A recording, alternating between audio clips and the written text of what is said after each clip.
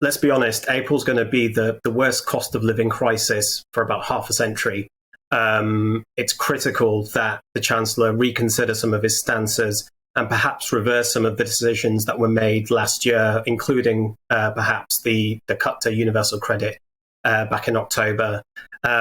Looking at the maths, that 1.25% increase to national insurance is actually on average £250 a year extra for workers, which is massive. And you add to that the rise in fuel, energy costs. It's just not enough what they're doing. And I think they're going to have to clean up the mess the next year and the next year and every budget since. So now's his chance to kind of reset things and help people, especially those on the lowest incomes. But he would argue that this has to be done because of the hole that was left from the pandemic, and also there's a huge backlog in the waiting lists for the NHS, and also the care, the healthcare system and social care. That's what that money is supposedly earmarked for. Where would you suggest that he would get the money for that from? In terms of where he'll get that income from, it's not my place to make that recommendation. That's for the government.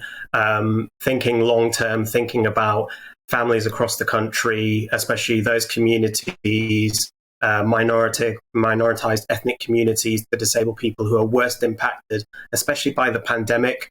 We really do have to think, we're not out of the pandemic yet. We're still feeling the bruises from the past 18 months more. Now's an opportunity to set things right. People are getting back into work. There's still insecure jobs out there. We know from our helpline over half of the people that contacted the helpline couldn't afford the absolute basics. We've seen the increase in use of food banks. If you look at inflation is going to go between 7 and 8%. There are actually rumours that it could go up to 8.4%, which is a record. And yet universal credit and pensions are only going up to 3.1%. So it's a real term loss for people. And we simply can't let that happen.